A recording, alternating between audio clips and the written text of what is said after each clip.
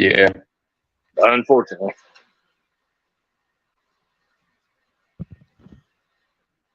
All righty, folks. We are live. This is C3 Carolina Panthers Legion Spaces with guys you know well.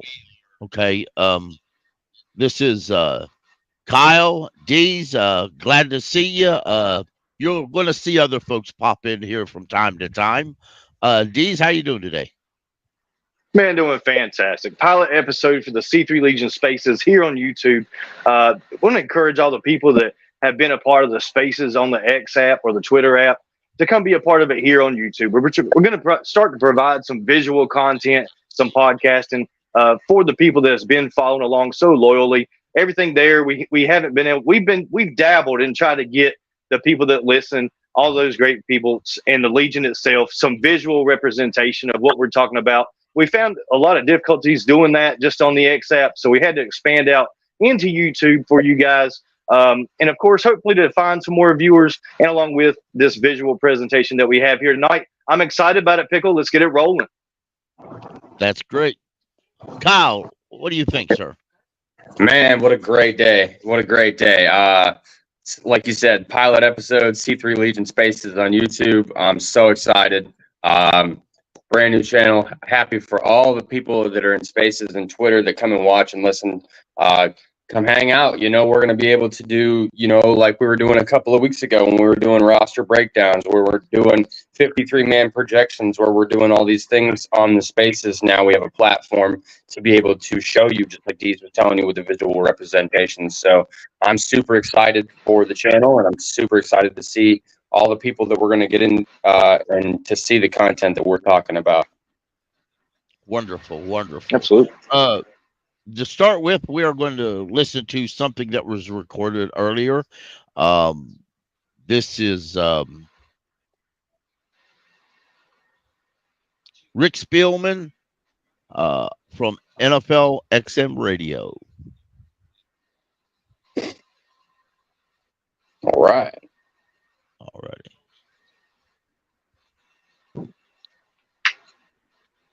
There's overall pick, Bryce Young. Those comparisons are no more because the season could not have gone any worse for the first Solman overall Wilcox pick in the Rick 2023 draft, Rick.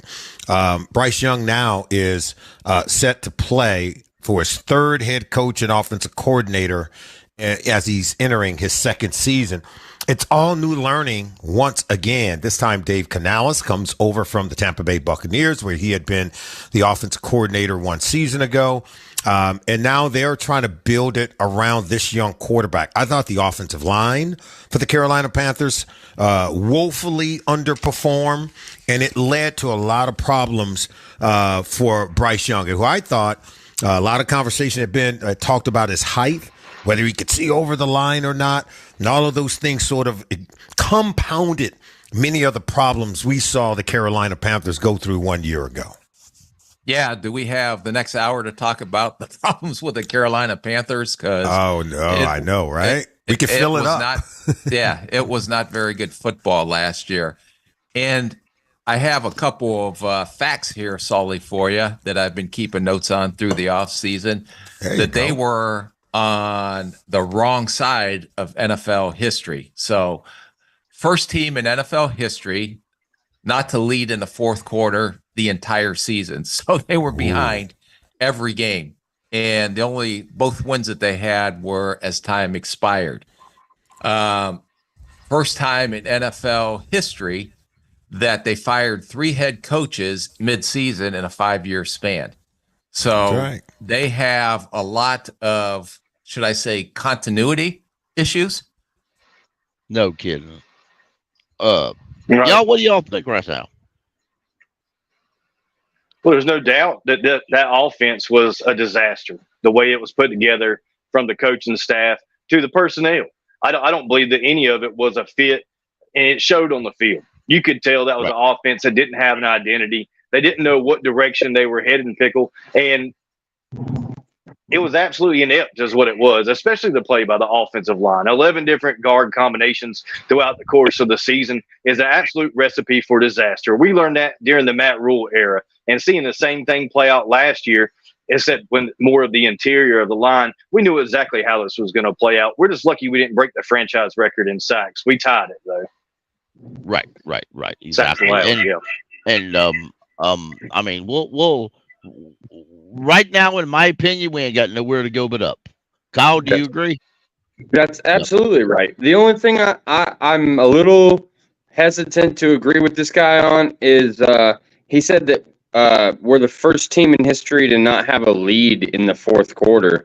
But that doesn't make sense if we won 2 games. Now, I know that we didn't lead in that game, but at the end, we won. We were ahead. So, I mean, it's kind of a weird stat, but by the same token, I understand what he's saying. Yeah, and in reality, the only stat that actually truly matters is the W at the end of the game. Right, exactly. And to be honest, there's 31 losers and 1 winner. That's it. Exactly. Let's listen to the rest of it. Let me see what else he has to say. Rick Spielman, a former general manager. I believe he was general manager of the Vikings, but I could be mistaken.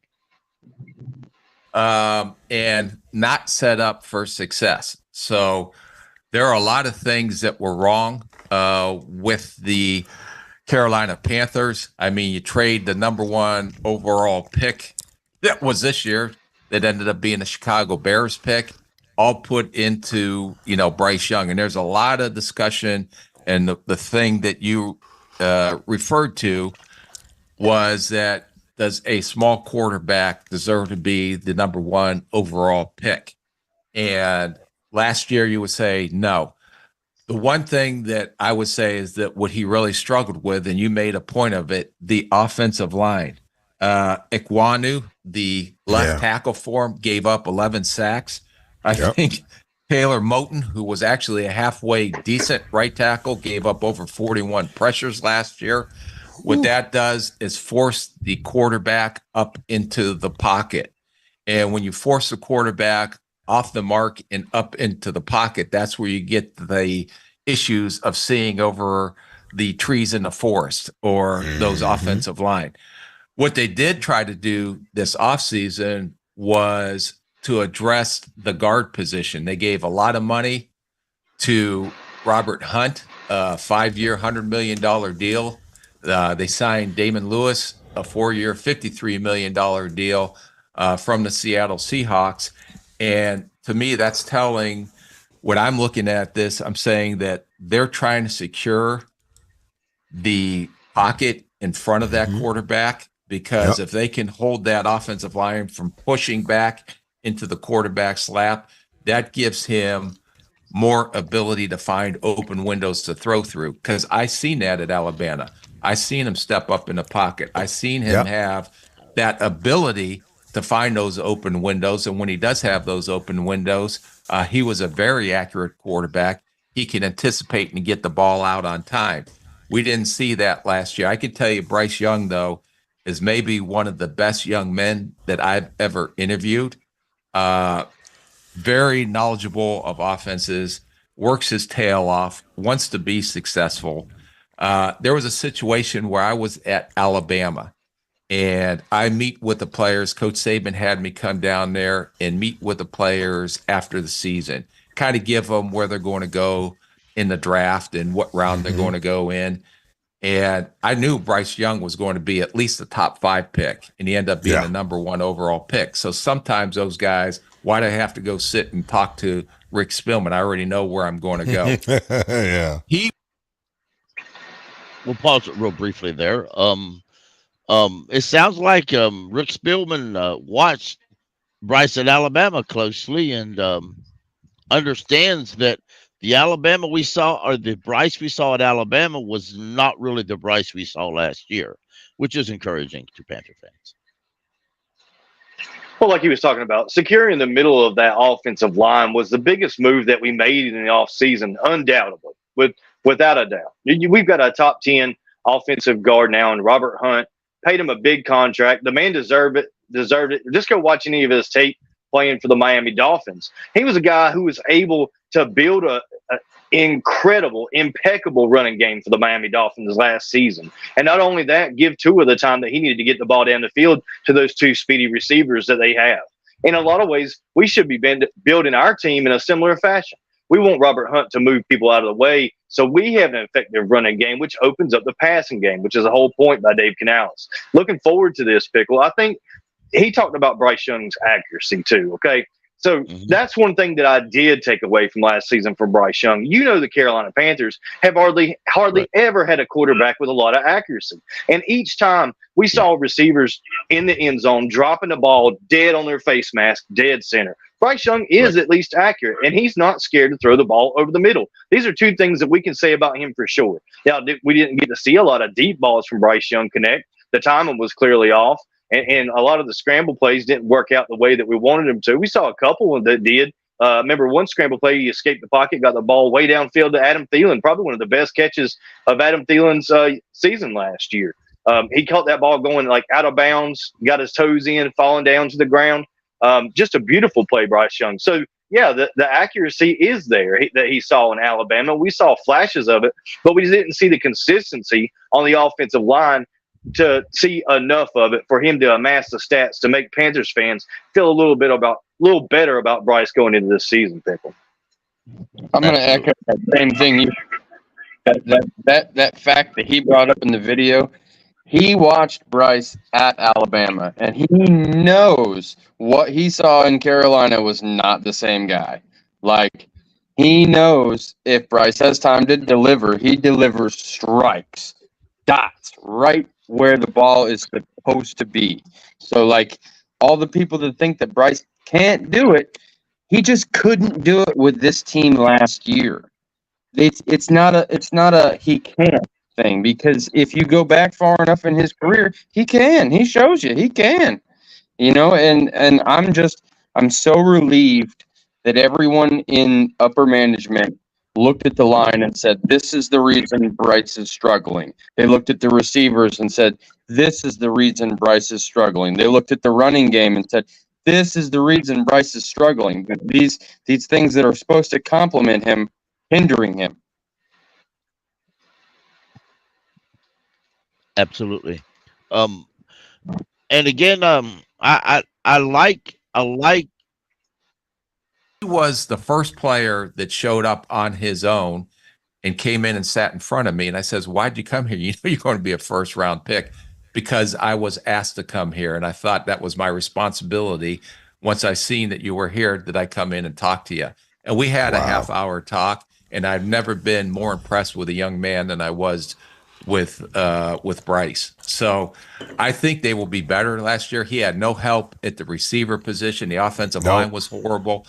They had no running game. Wow. And I think hiring Dave Canales, what he did out in Seattle when he was a quarterback coach with Russell Wilson, how he turned Geno Smith's career around, and what he did down in Tampa with Baker Mayfield. I think one of the reasons that made him such an appealing hire was his ability to take these quarterbacks that people considered a bust and make them into very good starters. And Baker Mayfield maybe had one of his best years last year. Like I said, Geno Smith, I believe, was comeback player of the year, who was considered just a backup. So he does know what he is doing. Where they need to get better is being able to run the ball. And, you know, Chuba Hubbard is, to me, a really good back, but they also went and drafted this kid, Jonathan Brooks, out of Texas.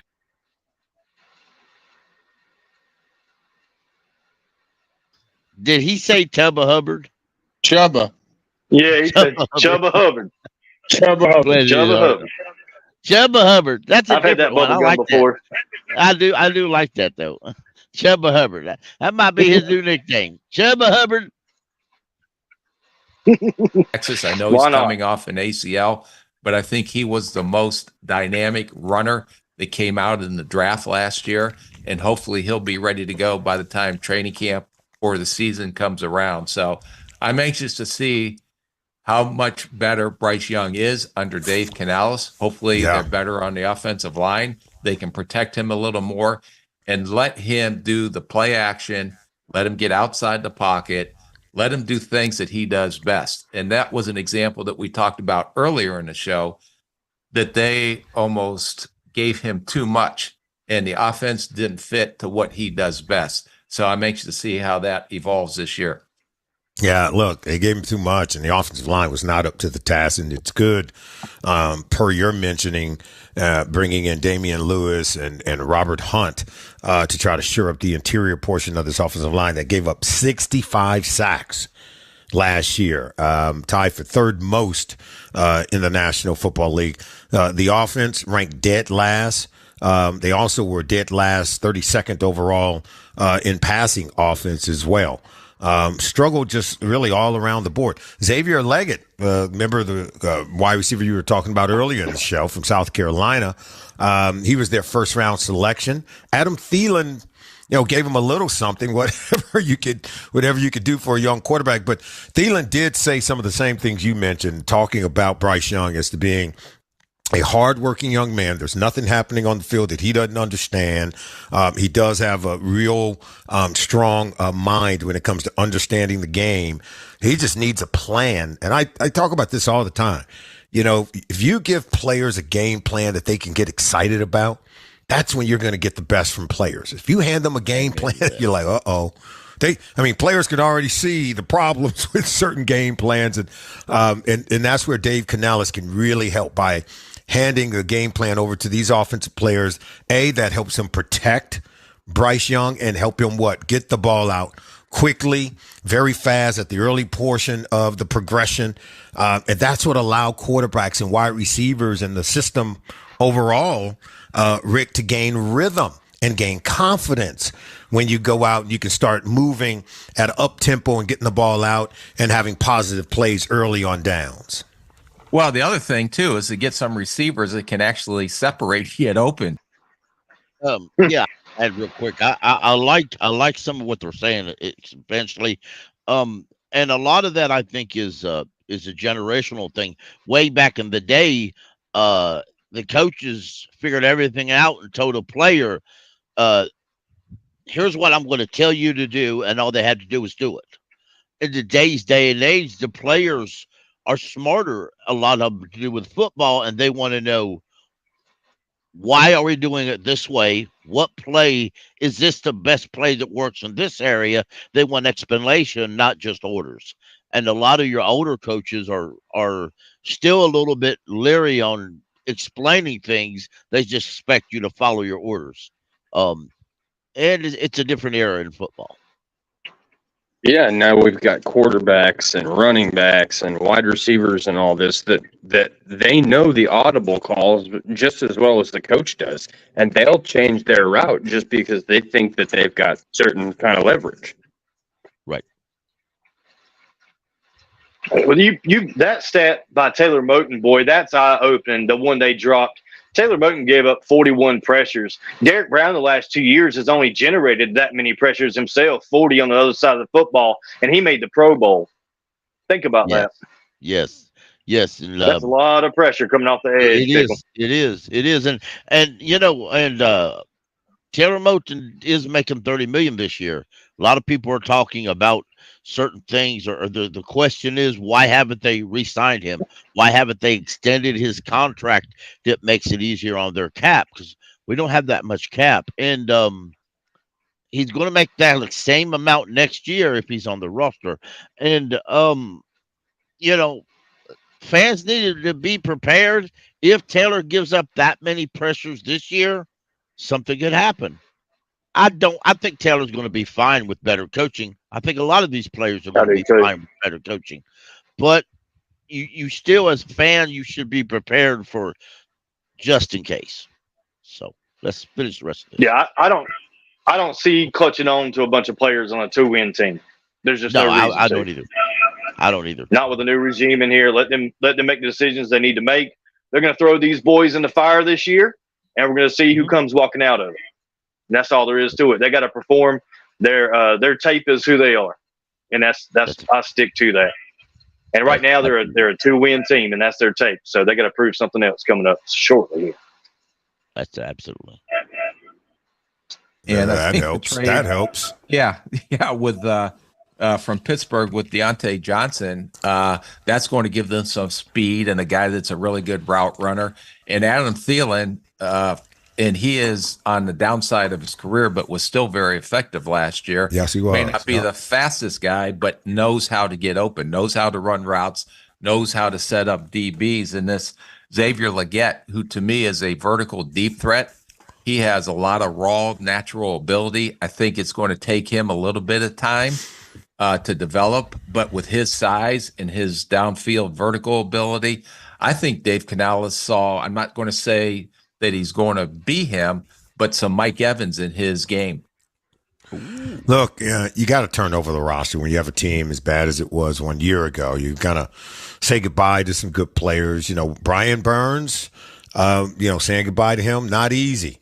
I think that's going to be interesting to see how they overcome his loss. And I was a big fan Frankie Lavu, the linebacker who went over to the Washington Commanders, also a really good player on this defense. But they needed to make some changes. Again, it was a defense that was ranked number 4 overall in the National Football League 1 year ago. So they weren't bad in every single area. It was just the offense that really did struggle and failed to generate any kind of positive consistency during the 2023 season. But look, they've got a new general manager and Dan Morgan, new head coach, and Dave Canales.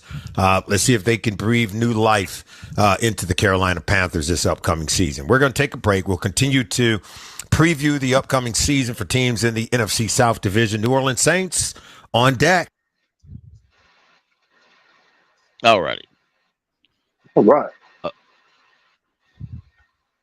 Now, you have to feel like that wide receiver core is improved. I mean, you have to. Deontay Johnson, that's giving Bryce another target outside of Adam Thielen.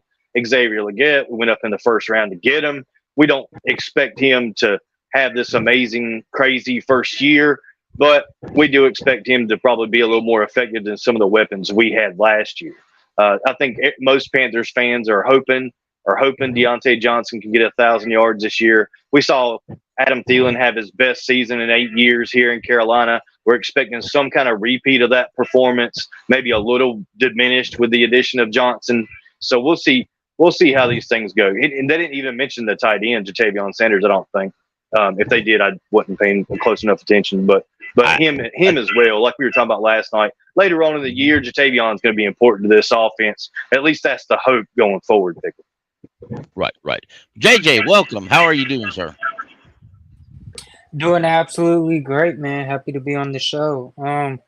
I want to say for what Deez was saying, man, he's absolutely right. With the addition of Deontay Johnson and Xavier Legette, fans were always talking about the receivers last year, myself included, and how we didn't have guys who could break tackles, guys who could get yards after the catch. Well, that's what we added with Xavier Legette. We didn't have real separators who can create separation from the defender, so we added Deontay Johnson. We filled that hole with those two alone, at least in the receiving corps, to some degree. We didn't have any type of receiving threat at the tight end position. Well, Right. JT may not be perfect right out the gate because he's a rookie, but hey, he can damn sure be better than Tommy Tremble and Ian Thomas, or at least provide something we didn't have. So it's stuff like that, and those little minute details, should I say? It just Right. you gotta pay attention to, and man, you hit it right on the head, Deez. Thanks, JJ. Right. Yeah, I'm looking forward to what this offense has this year. Go ahead, Pickle. Yeah. Y'all. If I tell you the name Trey McBride, y'all know who I'm talking about. Is that the Cardinals player? Yep, he's a Cardinals tight end. Second year. His first year, he caught like 29 passes, 265. I think he was a second round pick. A lot of people. Well, he exploded. He had some great stats this year. Some good catches. And he was technically supposed to be a backup, but things happen as they do in the NFL, and he got to start. And he made the most of it. He had 81 catches for 825 yards and 3 touchdowns on the average 10.2 yards per catch. Now, a lot of people don't realize Trey McBride. They didn't know who Trey McBride was till he exploded his second year. So if Sanders don't explode or look great his first year, don't get upset. I'm sure it's coming right along. Because one thing I want to do, Somebody on the line like that. Yeah. Somebody on the line like that that's got to grow and develop and block, and we should expect them to take time, like especially with like defensive linemen. Tony always says it takes 3 years for those guys to kind of get used to the NFL contact and kind of put on a little size and a little muscle for the NFL. I'm sure it works the same way for the tight end position as well. And giving the guy a little period or buffer for growth just makes a lot of sense to me, Pickle. Right. I was going to do something. I don't think it's going to come out. Oh well, we'll just skip that part. I'll bring that up later. Real quick, while we're here, I want to talk about briefly. Today they put Panthers rookie cornerback Shao Smith-Wade and veteran receiver Cam Sims on the PUP list. Their placement following the same designation of teammate DJ Wanham, Jalen Coker, Yashi Newman, and Amaro Barno on Friday. That's 6 players overall that do count against the 90-man roster. So that means they can't go out and sign more players unless they cut somebody.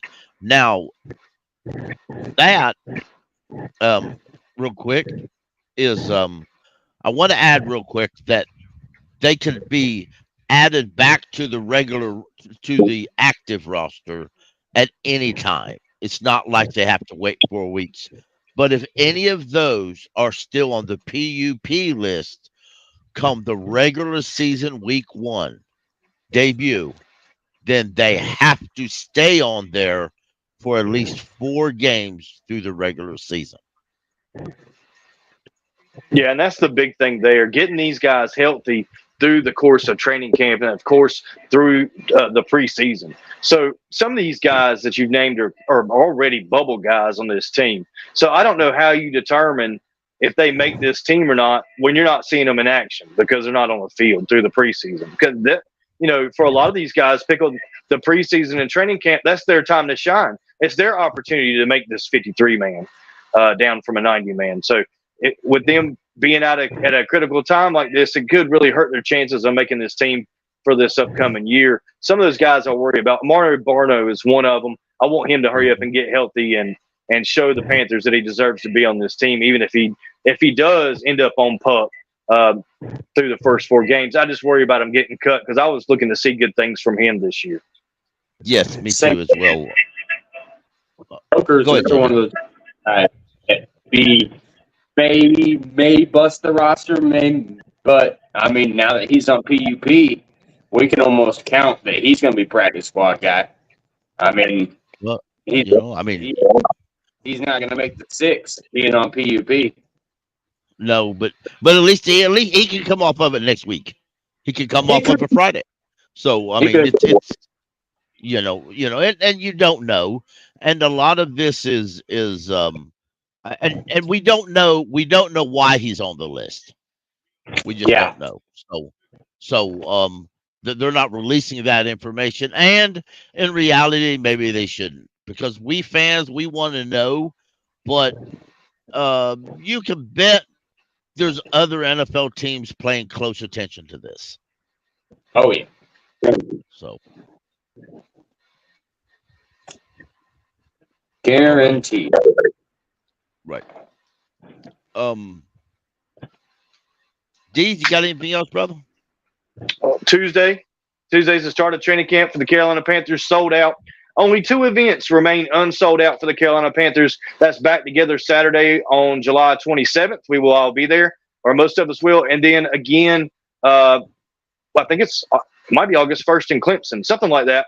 That would be the Fan Fest. That is not sold out. You can still attend those 2 events. All the rest of the training camp and the small area that the Panthers have for fans right now to view training camp, that is sold out already because of a limited space because they are finally building us an indoor facility, Panther Pickle. At 30 long years, the Panthers have waited, and it's finally being built. So I'm happy for the Panthers going forward. That'll help us in attracting free agents with a little better facilities added to our arsenal. So I'm excited about that.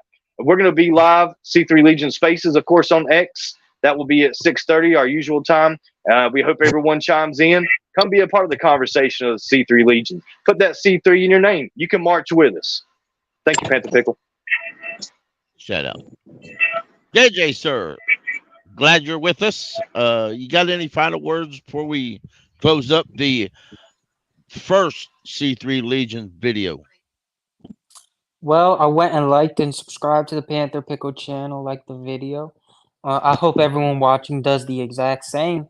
Sorry I came in a little bit late, but I try and be on time next time, of course. So, I mean, shit, and I hope I bring Yep. something big to the picture, man. Keep pounding. Wonderful.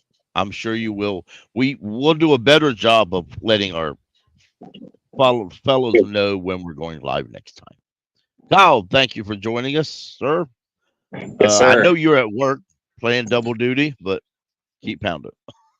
Always, man. Always double duty. But hey, man, I love it. I love all the content that we're able to put out. You know, I love that everybody, you know, gets on here and, you know, they engage with us. They talk to us. You know, they pull up on Twitter and call us all out. And hey, I love the engagement, you know. So hopefully we bring some more fans over here to this channel and continue to crank out the content that I know people are always asking for. So let's just keep doing our thing. C3 strong. Let's go.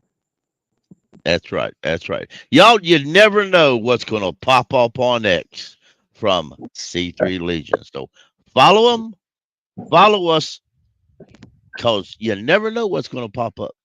Keep pounding. Keep pounding.